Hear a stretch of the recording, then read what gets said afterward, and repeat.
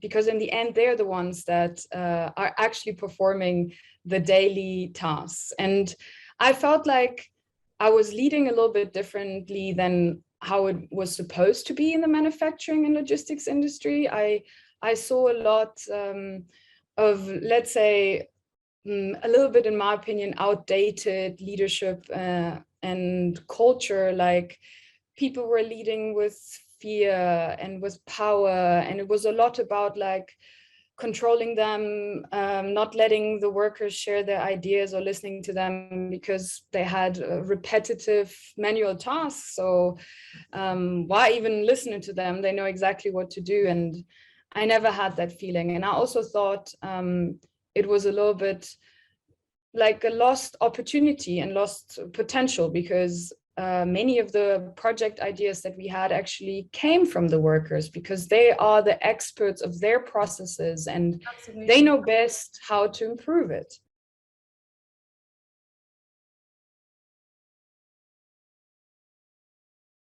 That is disadvantaging the frontline workers. I actually think that there is a better way, by empowering them, where we all win. We win as the company, because you have all the ideas and all the potential that is untapped of the workers, and you have lots of other advantages. But you also win as a worker that is motivated and engaged and likes to come to work and doesn't just have to leave their brain at home.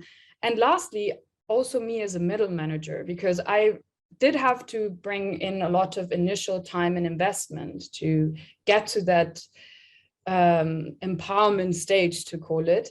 But later on, I had so much more time to focus on other company priorities and more the midterm and long-term vision than on the day-to-day business, where I was stuck as a middle manager.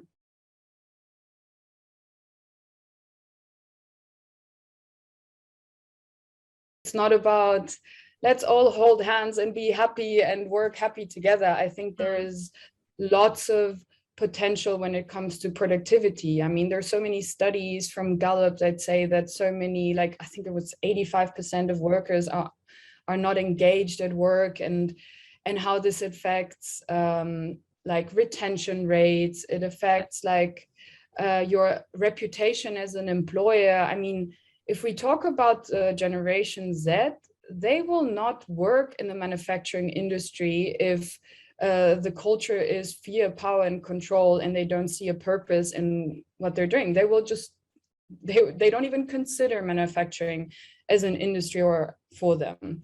And that's just when it comes to like getting talent.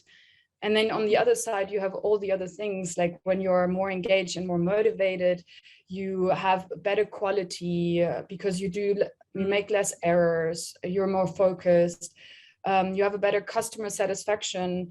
There are so many things that you gain through having an empowered workforce.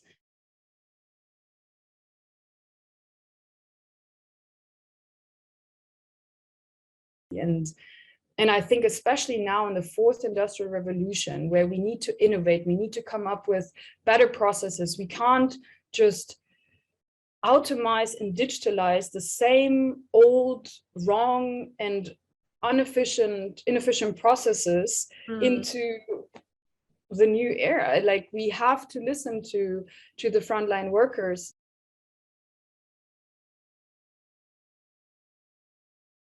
If you really want to start somewhere, I think, in my opinion, is like listening to the workers, connecting with them on a human level. It's not about, it's taking off that manager role and just, yeah, see what drives them, what do they need, and how can you work together and collaborate on the challenges that we have ahead. And I think part of that is also being transparent about what's ahead. And we always talk about technology, and in the end, it's still us as humans who will have to use that technology, and it will still be those frontline workers that will use it. They will have to upskill and reskill.